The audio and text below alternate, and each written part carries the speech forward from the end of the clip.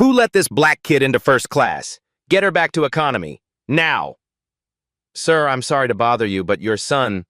I know sign language. I can help. Help? You? Eyes scanning her. Cornrows, faded hoodie, worn sneakers.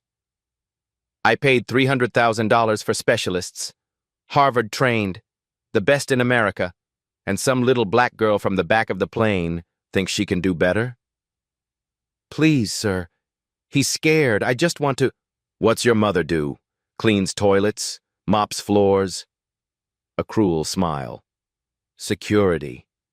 Remove this janitor's daughter from my cabin before she touches my son. His deaf boy kept screaming.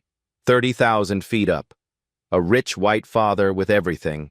A poor black girl with nothing but her hands. 15 minutes later, that man was in tears, begging her for help. Subscribe and tell me where you're watching from. Let's go back 6 hours. Los Angeles International Airport. 9 p.m. Gate 42B. The terminal hummed with that particular exhaustion that comes from too many delayed flights and not enough coffee. Fluorescent lights buzzed overhead, casting everything in a pale, tired glow. Somewhere down the concourse, a baby was crying. A janitor pushed a mop bucket past a Starbucks that had already closed for the night. In the last row of plastic seats near the window, a woman sat with her eyes closed. Diane Owens was 38 years old, though tonight she looked older. Her shoulders curved inward like she was carrying something heavy. Her eyes were red-rimmed, not from lack of sleep, though there was that too, but from tears. She'd buried her mother 3 days ago. The funeral had been small. A church in Compton, folding chairs, a casket that Diane couldn't really afford but bought anyway because Mama deserved better than pine. Her sisters had come, all 3 of them, and for a few hours the old arguments had been set aside. But now they were back to their lives, and Diane was flying home to New York with her daughter and an ache in her chest that wouldn't go away. Beside her, a girl sat with her feet dangling above the floor. Daisy Owens was 10 years old, small for her age, with neat cornrow braids and a faded hoodie bearing the logo of Jefferson Elementary. The hoodie was too big, a hand-me-down from somewhere, and the sleeves covered her hands when she wasn't paying attention. She was reading a book. Thick, small print. Definitely not a children's book. The cover showed 2 hands forming shapes in the air, a guide to American Sign Language. The 2 of them were the only black faces in this section of the terminal. Diane had noticed. She always noticed. It was the kind of thing you learn to track without thinking about it. Where you were, who was around, how many exits. Not paranoid, just aware. The way you had to be. A few seats away, an elderly white woman with silver hair was struggling with her phone. She kept tapping the screen, frowning, holding it at arm's length like the problem was her eyesight. Daisy looked up from her book. She watched for a moment. Then she set the book aside, slid off her chair, and walked over. The woman looked up, startled. Her eyes took in the cornrows, the faded hoodie, the brown skin. Something flickered across her face. Surprise, maybe, or caution. Then Daisy's hands moved. Fluid, graceful. She was signing. The old woman's expression transformed completely. Her whole body relaxed. She signed back, her movements slower, arthritic, but unmistakably fluent. They went back and forth for almost a minute, a silent conversation filled with smiles and nodding and the kind of connection that transcends spoken words. Then Daisy pointed at the phone, took it gently, adjusted something on the screen, and handed it back. The woman signed "thank you" with both hands pressed to her lips, then moving outward. Her eyes were bright with gratitude. Daisy signed something back that made the woman laugh, a real laugh, surprised and delighted. Diane watched her daughter return to her seat. Despite everything, the grief, the exhaustion, the ache that hadn't left her chest since the hospital called, she felt a small warmth bloom in her stomach. That was her girl. Always finding the people who needed finding. Now boarding first-class passengers for Flight 142 to New York JFK. The announcement crackled through the terminal. Diane watched the privileged few rise from their seats, mostly men in suits, a few women in designer clothes, all of them moving with that particular confidence that comes from never having to check the price of anything. One man walked past without looking at them. Not through them. That would have at least acknowledged they existed. He simply didn't see them. His eyes slid over Diane and Daisy like they were part of the furniture, like they were the empty seats and the scuffed floor and the fluorescent lights. Richard Ashford III. He was tall, mid-40s, silver threading through dark hair at the temples. His suit was gray, clearly expensive, clearly tailored to his exact measurements. AirPods sat in his ears, white against his skin. His phone was already in his hand, thumb scrolling through emails that couldn't wait. Behind him, a small boy trailed like an afterthought. Tyler Ashford was 7 years old. He walked with his head down, shoulders hunched, clutching an iPad to his chest like a shield. A cochlear implant curved behind his right ear, the external processor blinking with a small blue light. The boy's mouth moved. No sound came out, or if it did, it was swallowed by the terminal noise. His free hand made a shape in the air. A sign. Daisy recognized it immediately. Her breath caught. Richard didn't even glance back. He was already at the gate, handing over his boarding pass, exchanging a few words with the gate agent who smiled at him the way gate agents smile at first-class passengers.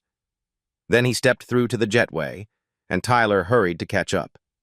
But in that moment, that brief moment before Tyler disappeared, his hand had been signing something. Over and over. The same word. "Mama," Daisy whispered. "That boy is signing." Diane's hand found her daughter's shoulder. "Don't stare, baby." But he was trying to tell his dad something, and his dad didn't even... "I know." Diane's voice was gentle but firm. The voice of someone who had learned a long time ago which battles to fight. "But it's not our business. Come on. They're boarding economy soon." The line formed. Diane and Daisy took their place at the back, where they always ended up. A man in a polo shirt stepped in front of them without a word. No "excuse me," no acknowledgement, just a shoulder and a back, like they weren't even there. Diane inhaled slowly, let it out, said nothing. Daisy squeezed her mother's hand. They shuffled forward, through the gate, down the jetway, into the plane. First class was a different world. Wide leather seats that looked like they could swallow you whole. Champagne in actual glasses. Flight attendants who smiled like they meant it, like your comfort was their genuine concern. Daisy caught a glimpse through the curtain as they passed. Tyler was in a window seat, iPad already glowing in his lap. His father sat beside him, AirPods still in, laptop open on the tray table, fingers already typing. The boy was signing something with one hand. Small movements, almost hidden against his chest. Richard didn't notice, or didn't understand, or didn't care. He just reached over without looking and handed Tyler a bag of chips from his pocket. Daisy's feet slowed. "Keep moving, baby." Diane's hand on her back, gentle but insistent. "We don't belong here." Not bitter, just fact, the kind of truth you learn to carry without letting it break you. They walked to the back of the plane. Row 34, the last row. The row where the seats don't recline and the engine noise never stops and you're first to smell every trip to the bathroom. Seat C, middle. The worst seat on the plane. Daisy climbed over the man in the aisle seat, who didn't stand up to let her pass, and settled into her spot. Diane took the aisle because at least that meant one armrest. The girl looked toward the front of the plane, where the curtain had already been drawn between first class and everyone else. Somewhere up there, a 7-year-old boy was trying to talk to a father who wouldn't listen. And Daisy couldn't stop thinking about what he'd been signing. Just one word. Over and over. Scared. The plane climbed into darkness. Below, Los Angeles spread out like a circuit board. A million lights arranged in grids and clusters, fading to black as they punched through the clouds. The cabin lights dimmed to that soft blue glow that's supposed to help you sleep. Passengers settled into their seats, their screens, their attempts at rest. Daisy had her book open, but she wasn't reading. Her mother's head rested against her shoulder, breath finally evening out into something like real sleep. 3 days of funeral arrangements, of family drama, of holding it together for everyone else. Diane deserved this small peace. Daisy didn't want to move and wake her, so she sat still, watching the seatback screen in front of her cycle through its demo mode, listening to the white noise of the engines, thinking about the boy in first class. At first, she thought she'd imagined it. A sound, not quite a scream, not quite a cry. Something raw and wordless, like an animal in distress. The kind of sound that bypassed language entirely and went straight to the part of your brain that knew something was wrong. It came again, louder. Diane stirred but didn't wake. Her body was too exhausted to respond to anything short of an emergency. Around them, other passengers shifted, heads turned. People looked at each other, then toward first class, trying to figure out where the noise was coming from. The sound grew. It wasn't a tantrum. Daisy had heard enough tantrums at her mother's school to know the difference. Tantrums had a rhythm to them, a rise and fall, a demand for attention. This was something else entirely. This was fear given voice, panic without words, the sound of someone trapped inside themselves with no way out. She remembered what her mother had told her about cochlear implants, how the cabin pressure during flights could make them uncomfortable, sometimes painful, how the sounds could become distorted, overwhelming, terrifying, how some kids just took them off to escape, and then they were alone in the silence, cut off from the hearing world completely. A flight attendant hurried past, face tight with professional concern, then another, moving faster. The crying intensified, high, rhythmic, desperate, like waves crashing against rocks. Other passengers were sitting up now, craning their necks, murmuring to each other. What's going on up there? Is that a kid? Somebody shut that kid up. Is there a doctor on board? Daisy gently shifted her mother's head to rest against the window shade. The plastic was cold, not comfortable, but Diane was tired enough that she just murmured and stayed asleep. Slowly, Daisy unbuckled her seatbelt. She stood on her toes in the cramped space between seats, trying to see over the rows of headrests. Through the gap in the curtain, pulled back now by a flight attendant rushing through, she could see movement in first class. A man standing in the aisle. Richard Ashford, his expensive suit jacket off now, his face twisted with frustration and something else. Something that might have been fear. And Tyler. The boy was in his seat, but barely. His knees were pulled to his chest, his body curled into a ball. His hands weren't just over his ears, they were pulling at his ears, at the cochlear implant, fingers scrabbling at the device like it was burning him. Then he yanked it free and threw it. The cochlear implant bounced off the window and disappeared somewhere under the seat in front. Without it, Tyler was in complete silence, complete isolation. A 7-year-old boy trapped in a metal tube hurtling through the sky, and he couldn't hear anything at all. His mouth was open, and that sound kept coming. That terrible, wordless keening that seemed to come from somewhere deeper than his throat. Richard grabbed his son's wrists. Tyler, stop, look at me. Stop! But Tyler wasn't looking. His eyes were squeezed shut. His body was rigid with terror. A flight attendant approached with an iPad, holding it out like an offering. As if a screen could fix this. As if another device could reach through the wall of fear. Tyler shoved it away without even seeing it. The iPad clattered to the floor. Sir, is everything okay? The flight attendant's voice was strained, barely audible over Tyler's cries. Richard's voice cracked. He's fine.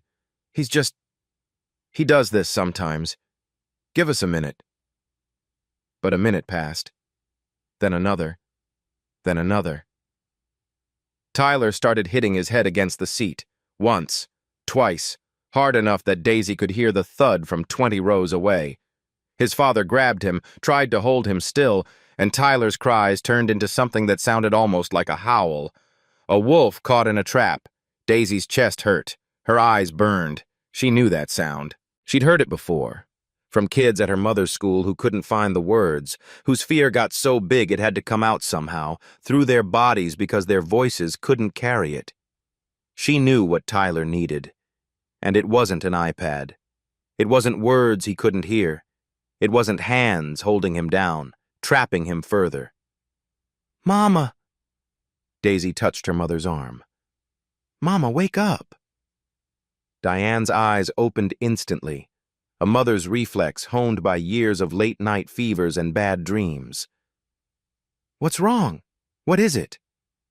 "The boy from the gate, the one who was signing." Daisy's voice was steady, but her hands were trembling. "He's scared, Mama, really scared. And nobody knows how to help him. But I think I can." Diane sat up, looked toward first class. The crying was impossible to ignore now. Half the plane was awake, passengers shifting uncomfortably, shooting annoyed glances toward the curtain. "Baby, that's not our—" "Mama." Daisy met her mother's eyes. 10 years old, but in that moment, she looked older, more certain. "Please." Diane Owens looked at her daughter, small for her age, wearing a hoodie with a fraying hem, sneakers she'd outgrown 6 months ago but they couldn't afford to replace yet, and eyes that had never asked for anything like this before. Diane exhaled slowly, made a decision.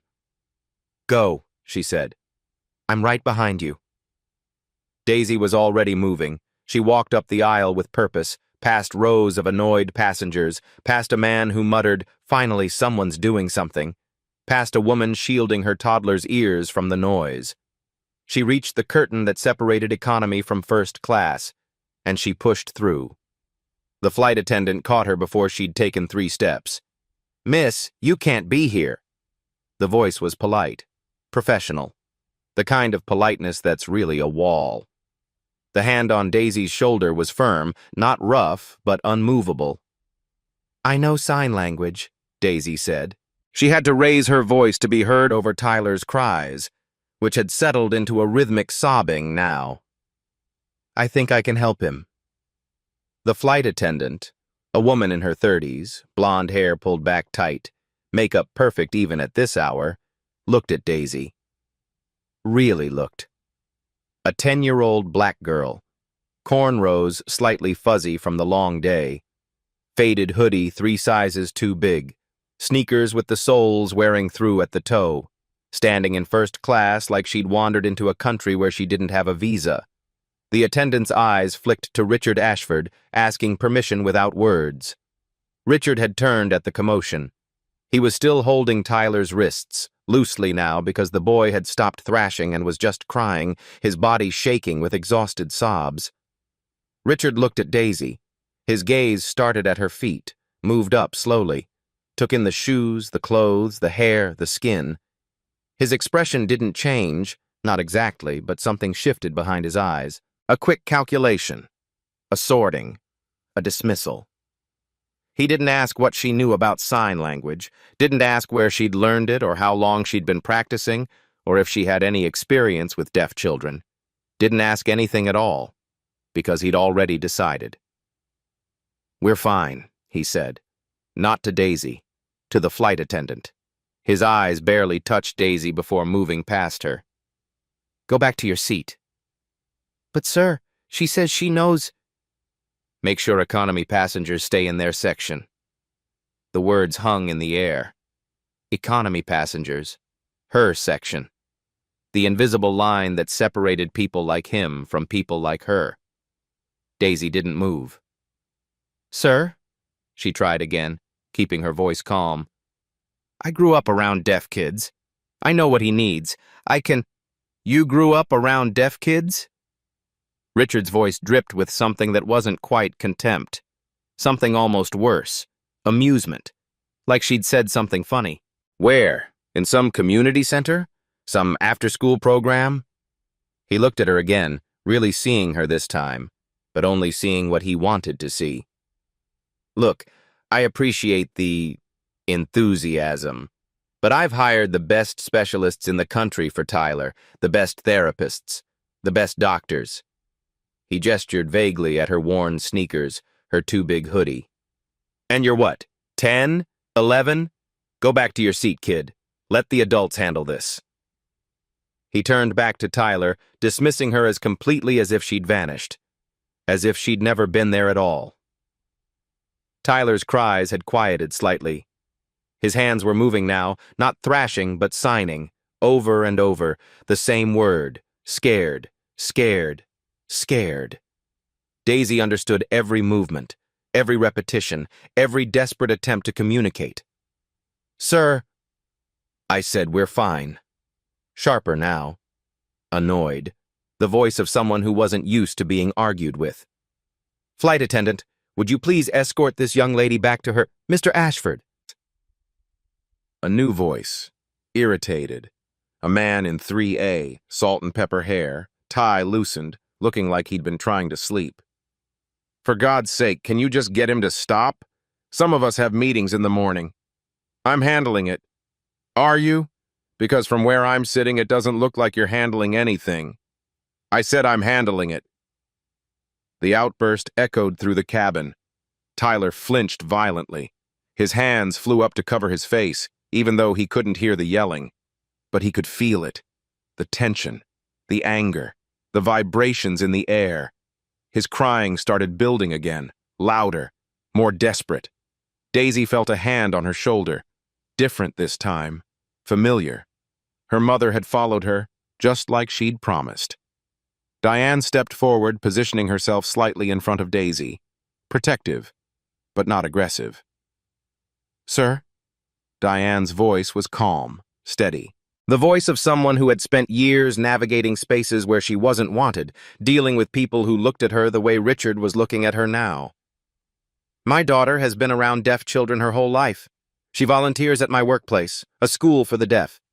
She's helped kids younger than your son through moments exactly like this. She might be able to... Richard's head swiveled. His eyes landed on Diane, took her in the same way he'd taken in Daisy.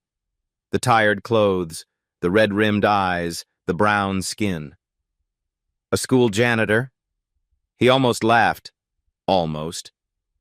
And your daughter? What is she? Some kind of child prodigy? A 10-year-old deaf whisperer? His voice was smooth, controlled, the voice of someone who negotiated billion-dollar deals. No offense, ma'am, but I think I know what's best for my own child. Ma'am. Polite on the surface. A razor wrapped in silk. Diane's jaw tightened, but her voice stayed even. We're just trying to help, sir. And I'm telling you, we don't need help. Richard stepped closer, using his height, his presence, his expensive suit. Especially not from... He stopped himself. Smiled. That smooth, practiced smile. Look, I'm sure you mean well. I'm sure you're very good at what you do. But Tyler has specialists. Real specialists. People with degrees and training and experience. This isn't something a child can fix. Behind him, Tyler was scratching at his neck now, his fingernails leaving red lines on his skin, not breaking through yet, but getting closer.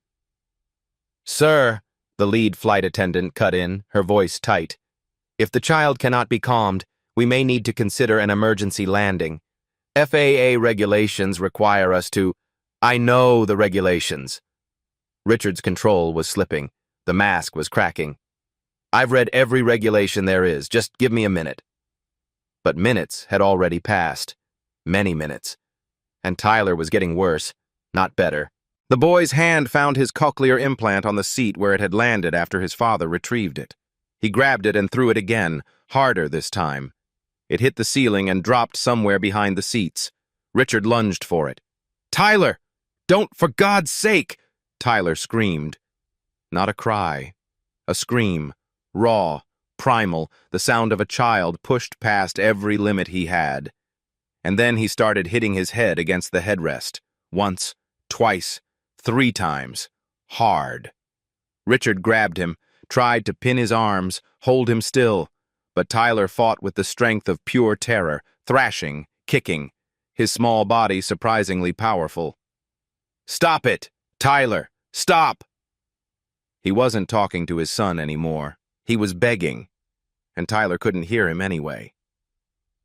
Daisy watched. Her chest felt tight, like something was squeezing her heart. Her eyes burned with tears she refused to let fall. She knew what that felt like. Not personally. She could hear just fine. But she'd sat with kids at her mother's school during moments like this. She'd held their hands. She'd learned that sometimes the worst thing you could do was hold them down, trap them further, make them feel more alone. Sometimes they just needed someone to see them. Really see them. "Please," she said. One more time. Quiet, but clear. "Let me try." Richard didn't even look at her. "Get her out of here." The flight attendant reached for Daisy's arm, and that's when the woman in 2B stood up. She was old, 70 at least, maybe older. White hair swept back from a lined face that had seen decades of everything. Pearl earrings, a cashmere cardigan that probably cost more than Diane made in a month. She'd been sitting quietly this whole time, watching everything with sharp, assessing eyes. Mrs. Patterson. "Mr. Ashford," her voice cut through the chaos like a knife through butter. Not loud, not angry, just absolutely, completely commanding. The voice of someone who had spent a lifetime being listened to. Richard turned. Mrs. Patterson looked at him with eyes that had clearly seen decades of boardrooms and charity galas and country clubs and men exactly like him. Eyes that were not impressed. "I've sat here watching you refuse help from the only person on this plane who seems to know what she's doing." Her voice was ice and steel wrapped in cashmere. "I don't care if she's from first class or coach. I don't care what she looks like. I don't care how old she is or where she goes to school or what her mother does for a living." She pointed at Tyler, who had gone still in his father's arms, chest heaving, face wet with tears and snot. "That child is suffering. Let her try." The cabin was silent. Every eye in first class was on Richard Ashford, the man who always had the answer, the man who hired the best specialists, the man who knew what was best for his own child. He looked at Mrs. Patterson, at the other passengers watching, judging, at the flight attendant with her hand hovering near her radio, probably ready to call the captain. He looked at his son, exhausted, terrified, still signing weakly with one trembling hand, scared. And then he looked at Daisy, a 10-year-old girl in a faded hoodie, standing in first class, refusing to leave, offering to help. His jaw worked. Something in his face, pride maybe, or shame, or both, fought against something else. "Fine." The word came out like it cost him something, like it physically hurt. "You have 2 minutes." Daisy was already moving. Daisy didn't run to Tyler. She walked, slowly, deliberately, keeping her movements soft, her body language open. She stopped about 3 feet from the boy. Then she sat down in the aisle, right there on the floor of first class, her faded hoodie against the expensive carpet. She made herself small, made herself level with him. And she waited. Tyler was still curled in his seat, face buried in his knees. His father had stepped back, reluctantly, his hands still half raised like he might need to grab his son again at any moment. Daisy didn't speak. Speaking was useless. Tyler couldn't hear her. Instead, she lifted her hands, palms open, fingers relaxed, visible, not reaching, not grabbing, just there. "I see you." Tyler's crying had quieted to hitching breaths. His face was still hidden, but his body was less tense, less coiled. Then his head moved, just slightly, just enough to see Daisy through the gap between his knees. He saw her hands, his breath caught. Daisy waited, patient, still. Tyler's head lifted a little more. His eyes, red, wet, exhausted, found hers.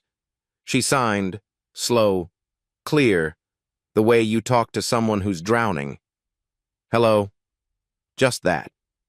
One sign. One word. Tyler's mouth opened, closed. His hands twitched in his lap. Daisy signed again. My name is Daisy. She fingerspelled it carefully. Then she made a small flower shape with her fingers near her cheek, her name sign, like the flower. Tyler stared. Behind her, Daisy heard Richard shift his weight, heard him start to say something. Mrs. Patterson's voice, sharp and quiet. Let her work. Silence. Tyler's hands moved, shaky, uncertain, scared. Daisy nodded, signed back. I know. Scary up here. Ears hurt? Tyler's eyes widened. Someone understood. His hands moved faster now, loud, then quiet. Hurt. Dad doesn't understand. Nobody understands. Daisy felt something twist in her chest. I understand, she signed. Want me to tell you a story? Make the scared smaller? Tyler hesitated. His hands went still. Then, slowly, he nodded. Daisy smiled. Not a big smile, just a small one, a gentle one. And she began. Her hands moved differently now. Not just signing words, painting pictures. This was what she'd learned at her mother's school, sitting in the corner during story time, watching the deaf teachers bring tales to life without a single sound. ASL storytelling wasn't just translation, it was transformation. Once, her hands said, there was a little cat. She made a cat, whiskers with her fingers, ears with her hands. The cat lived on a cloud. Her hands became a cloud, soft and floating. But one day... She paused, made a worried face. Tyler was watching intently now, his body turned toward her, his tears forgotten. One day, the cloud floated away. The cat got lost. Tyler's eyes went wide. His hands moved. Lost? Lost, Daisy confirmed. The cat couldn't find home. The sky was very big, very scary. She made the sky. Vast, endless, overwhelming. Tyler nodded. He knew that feeling. But then... Micro pause. Tyler leaned forward. The cat met a bird, wings spreading from her fingertips. The bird said, Why are you sad, little cat? The cat said, I'm lost. I'm scared. I can't find home. The bird said, I will help you. I know all the clouds. Tyler's breathing had steadied. His body had uncurled. He was sitting up now, completely focused on Daisy's hands. They flew together. Both hands moving now, cat and bird, side by side, soaring through imaginary sky. Through the wind. Her hands made wind, swirling. Through the rain, rain falling from above. Through the lightning. A flash, sharp movement, then stillness. And then... She slowed. Built the anticipation. They found... Tyler signed, urgent. What? What did they find? Daisy smiled. A rainbow. She painted it in the air, arc of color stretching from one hand to the other. Tyler's face lit up, and behind the rainbow, home? Tyler signed. Home. Daisy let the words settle. Then, the cat wasn't lost anymore, because the cat found a friend. And when you have a friend, you're never really lost. Her hands stilled. The cabin was silent, not the tense silence of before. Something different, something held. Tyler sat completely still for a moment, Then his hands moved. More? Daisy laughed, a soft, surprised sound. You want more? Tyler nodded vigorously, and then he signed something that made Daisy's breath catch. You're good at stories. Like the teacher at my old school. Before the specialists. Before the specialists. Before his father decided he knew what was best. Before Tyler was pulled out of the deaf community and handed to hearing experts who could fix him. Daisy glanced back at Richard. The man stood frozen. His face was strange, cracked somehow, like a mask with fissures running through it. He was watching his son, really watching him. Maybe for the first time in a long time. Diane had appeared at the edge of the curtain. Her eyes were wet, but she was smiling. That fierce, quiet pride that Daisy knew better than any expression in the world. Tyler signed again. What's your name sign? The flower? Daisy showed him again. Daisy. My mom named me after her favorite flower. Tyler considered this. Then his hands moved, more confident now. My name sign is... He made a shape. A small wave, like water, then tapped his chest. Tyler, because I used to love swimming. Before. That word again. Do you still like swimming? Daisy asked. Tyler's face fell slightly. Dad says the cochlear implant can't get wet, so I stopped. Daisy nodded slowly, filed that away. The cat in the story, Tyler signed. Did the cat have a name? Daisy smiled. What do you want to name it? Tyler thought. Then, carefully, Cloud. Because that's where it lived. Cloud. Daisy nodded. That's a good name. Can you tell me more about Cloud? I can tell you lots of stories about Cloud. Tyler's face broke into a smile. A real smile. The kind that transformed his whole face, that made him look like any happy 7-year-old. He reached out and took Daisy's hand. His fingers were small. Warm. Still slightly trembling from the aftermath of his meltdown. He signed one-handed. Friend? Daisy signed back. Friend. The silence in first class stretched. But it was a different silence now. Not absence of noise. Presence of something else.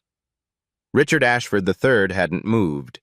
He stood in the aisle, watching his son hold hands with a stranger's daughter, watching them communicate in a language he didn't understand, watching Tyler smile in a way Richard suddenly realized he hadn't seen in months. His throat worked. His eyes were wet. And somewhere in the back of the first-class cabin, Mrs. Patterson dabbed at her eyes with a handkerchief and whispered to no one in particular, Well, would you look at that? Nobody moved.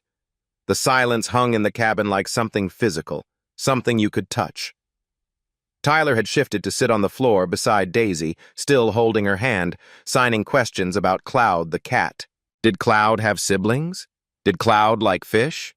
Could Cloud teach him to walk on clouds? And Daisy answered, patiently, joyfully, inventing a whole world with her hands. Richard stood in the aisle, forgotten. The man who controlled billions. The man who hired the best. The man whose name was on buildings. Watching a 10-year-old girl do what he couldn't. The lead flight attendant approached carefully. Sir, is everything... Are we okay here? Richard didn't answer. His eyes were fixed on his son. On Tyler's hands, moving in that language Richard had never bothered to learn. On Tyler's face, animated, alive, engaged. When was the last time Tyler had looked like that? Richard tried to remember. Couldn't. Mrs. Patterson stood from her seat, slowly, her aged joints protesting. She walked to Richard, placed a hand on his arm. Mr. Ashford. He turned. His face was strange, stripped of the polished confidence, the boardroom control. How did she do that? His voice came out rough. I've tried everything. Specialists, therapies, the best cochlear implant money can buy, and she just sat down and... She listened, Mrs. Patterson said simply. But No, Mr. Ashford. You heard. That's not the same thing. Daisy was showing Tyler how to make cloud fly through a storm. Her hands painted lightning, thunder, wind, and Tyler's hands followed, learning, copying, his face bright with concentration. Your son has been talking to you? Mrs. Patterson said quietly. This whole time. You just didn't know how to hear him. Richard's chest heaved. I thought... His voice cracked. I thought if I could fix his hearing, everything would be okay. The specialists said, Your son isn't broken, Mr. Ashford. He just speaks a different language. Richard's legs seemed to give out. He sat down heavily in the nearest seat, seat 2A, which definitely wasn't his, but nobody said anything. He watched his son. Tyler was signing now without help, a story of his own, something about Cloud meeting a fish that could fly. His hands moved with growing confidence, and Daisy watched, nodding, responding, encouraging. 7 years. Richard had spent 7 years trying to make Tyler hear, and he'd never once tried to learn how Tyler spoke. The realization hit him like a physical blow. Tyler looked up, saw his father watching. His hands stilled mid-sign. For a moment, father and son just looked at each other. Then Tyler signed something. Small. Hesitant. Daisy didn't translate. But Richard saw his son's hands move, saw the question in the gesture, saw Tyler's eyes, hopeful and scared at the same time. What? Richard's voice broke. What did he say? Daisy looked at him. Her face was unreadable. He asked if you're mad at him. The words hit Richard like a fist. Mad at... He stood abruptly, took a step toward Tyler, then stopped, suddenly uncertain. Tyler, no, I'm not... But Tyler couldn't hear him. Richard looked at his hands. The hands that had signed million-dollar deals, that had shaken hands with senators, that had never once learned to say I love you in his own son's language. I don't know how to talk to my own son. He said it out loud, to the cabin, to himself, to anyone who would listen. The words fell into silence. Then Mrs. Patterson started to clap, slow, deliberate, the sound of one pair of hands in the quiet cabin. Another person joined, then another. The applause spread, through first class, through business class. Someone pulled back the curtain to economy, and the clapping rippled backward. Rows of passengers who didn't know what had happened but felt the shift, felt the release of tension that had gripped the whole plane. It wasn't loud. It wasn't a standing ovation. It was something quieter, more profound, acknowledgement. Tyler looked around, confused by the vibrations, by the movement. Daisy signed to him. They're clapping. For you. For me. For you. 'Cause you were brave. Tyler's eyes went wide. He looked at his father. Richard was crying. Openly. In first class. In front of strangers. The tears ran down his face and he didn't wipe them away. Daisy stood, walked to him. Mr. Ashford. He looked down at her. This small girl in her worn clothes, this stranger's daughter who had done the impossible. Would you like to learn? She asked. Learn? To talk to Tyler. I can show you some signs, just a few. Enough to start. Richard stared at her. At this 10-year-old child offering him something all his money had never bought. A way in. He looked at Diane, standing at the edge of first class. The woman he'd dismissed. The school janitor. Ma'am, he said. His voice was hoarse. I owe you both an apology. Diane nodded. Didn't say anything. Didn't need to. I looked at you and I didn't... He stopped. Swallowed. I didn't see you. Either of you. I saw what I expected to see. And I was wrong. He didn't ask for forgiveness. Didn't explain. Didn't make excuses. Just the truth. raw and simple. Diane nodded again. We know. Richard turned back to Daisy. Yes, he said. I would like to learn. Daisy smiled. She took his hand, this billionaire's hand, soft and manicured, and led him to the floor where Tyler sat. Sit down, she said. This is the first sign. She raised her flat hand to her forehead in a small salute, then brought it outward. Hello? Richard copied her, clumsy, uncertain. Tyler watched his father's hands move. His face went through something complicated. Surprise, confusion, hope. Then Tyler raised his own hand, made the same sign. Hello, father to son, son to father, the first word they'd ever truly shared. The cabin was quiet again, but it was the quiet after a storm, the quiet of something healing. Mrs. Patterson sat back down, dabbing her eyes. Well, she murmured, it seems there's still hope for us after all. The rest of the flight passed in a different kind of silence. Richard gave up his first-class seat, just stood up and told Daisy and Diane to take it, and before they could refuse, he was already sitting in 34C, the middle seat, last row, next to the bathroom. He didn't complain, didn't even seem to notice. Daisy sat with Tyler for the remaining 3 hours. They told stories back and forth. Cloud the cat had adventures now, a whole mythology building between them. Cloud rescued other lost animals. Cloud learned to swim in clouds made of water. Cloud found a family of birds who adopted him. Tyler invented half of them. His hands moved with growing confidence, growing joy. Diane watched from across the aisle. She'd refused Richard's seat at first. I've sat in coach my whole life, Mr. Ashford. I can manage a few more hours. But the flight attendant had insisted, and honestly, her back was killing her.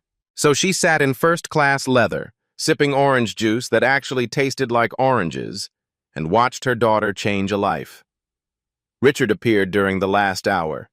He'd been watching from the back, Diane realized. Just watching. Processing. He sat in the aisle seat beside Diane. Mrs. Owens. Ms., she corrected. Not sharp, just factual. Ms. Owens. He paused. What made your daughter learn sign language? Diane looked at Daisy, at her hands moving, at Tyler's rapt face. My students, she said. I work nights at Jefferson School for the Deaf, cleaning. But Daisy comes with me sometimes when she doesn't have school the next day. She started learning when she was 4. Said the other kids talked with their hands and she wanted to understand them. 4 years old. She's always been like that. Sees someone on the outside, wants to bring them in. Richard was quiet for a long moment. I pulled Tyler out of deaf school 2 years ago, he said. The specialists said mainstream education would be better. With the cochlear implant, with speech therapy, he could be normal.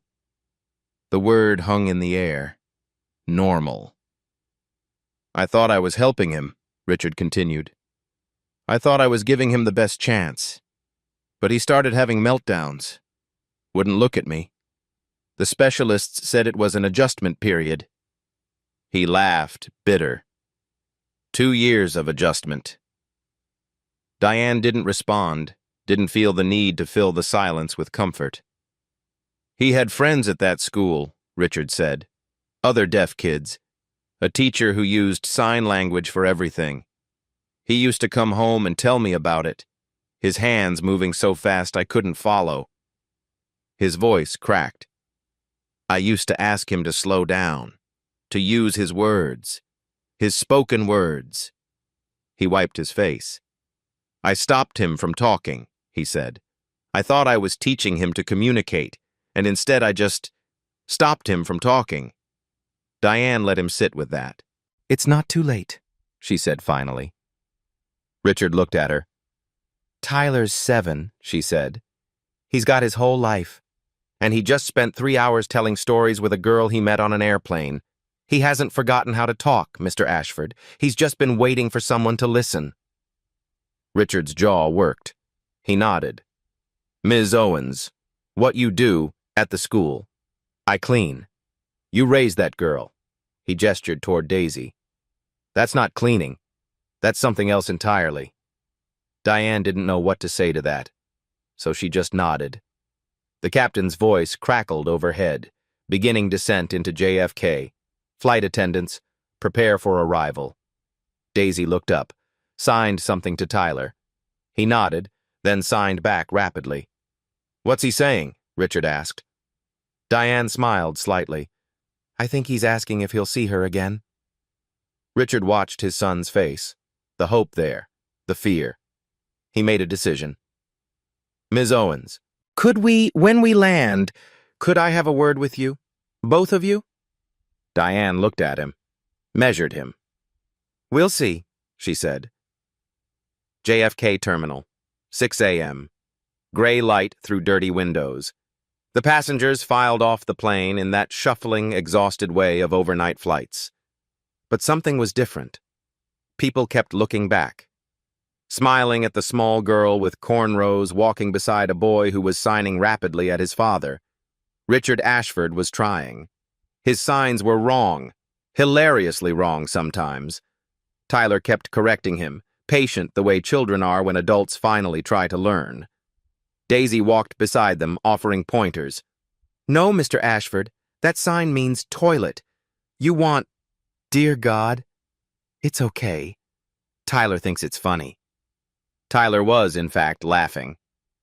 Actually laughing. The sound rusty, unpracticed, but real. Richard didn't seem to mind being the joke. He tried again, got it slightly less wrong. Mrs. Patterson passed them near the gate. She stopped, took Daisy's hands in both of hers. Young lady? Her eyes were bright. You reminded an old woman that courage doesn't care about seat assignments, or about anything else for that matter. Daisy smiled. Thank you, ma'am. You keep being exactly who you are. The world needs more people who sit down on floors. She squeezed Daisy's hands, nodded at Diane, and walked off toward baggage claim. Richard approached Diane near the terminal windows. Ms. Owens, could I speak with you for a moment? Diane glanced at Daisy, who was showing Tyler how to sign airplane. The boy was entranced. Go ahead. Richard pulled a business card from his wallet. Heavy cardstock. Embossed lettering. The Ashford Foundation runs educational programs, he said, including scholarships, full scholarships, for exceptional students. He held out the card. I would like to offer one to Daisy. Best school in the city, all expenses covered. She deserves opportunities I never gave her credit for being able to earn. Diane looked at the card. Didn't take it. We don't need charity, Mr. Ashford. It's not charity. His voice was firm but humble. It's, he searched for the word, accountability, gratitude. I should have listened to you both from the start. This is me, trying to make that right. Diane studied him, looking for the angle, the catch, finding maybe something that wasn't there before, something cracked open. There's something else, Richard said. The foundation is opening a new center next year. Support services for families with deaf children. Counseling, resources, community building. He paused. We're looking for someone to run the family outreach program, someone who understands, someone the families will trust. Diane's eyebrows rose. The job pays well, Richard continued. Benefits, normal hours, no more night shifts. And you'd be doing work that matters. Work like what your daughter just did on that plane. Diane was quiet for a long moment. I'll think about it, she said finally. Richard nodded. He knew that was all he'd get right now. And he knew he was lucky to get that much. Tyler came running over, Daisy behind him. He signed something rapid at his father. Richard looked helplessly at Daisy. "He wants to know if I can come visit sometime," Daisy translated. "He wants to hear more about Cloud." Richard looked at his son, at the hope blazing in those small eyes. "Would that be okay?" he asked Diane. "Maybe we could arrange play dates or—" "We'll see," Diane said again, but softer this time. Tyler signed at Daisy. "See you again?" Daisy signed back. "Always, little friend." Tyler threw his arms around her, a fierce, sudden hug. Richard watched. His son, who flinched from touch, who fought being held, hugging a stranger's daughter like she was the most important person in the world. He cleared his throat. "Ms. Owens, one more thing." He pulled out his phone. "Could I get Tyler enrolled in sign language classes? Real ones. And—" he took a breath. "And myself. I need to learn. I should have learned years ago." Diane smiled, just slightly. "I know a school," she said. The terminal bustled around them, travelers rushing to connections, to families, to lives. But here, in this small circle near Gate 42, something had changed. Richard Ashford flew to New York that night. But he landed somewhere else entirely. He started ASL classes the next week. Tyler was his teacher. And Daisy Owens, 10 years old, janitor's daughter, girl from seat 34C, went home knowing something she'd carry for the rest of her life. Sometimes the loudest voice in the room is the one that doesn't make a sound. And sometimes the one who has the least is the one who gives the most. Silence. 2 seconds.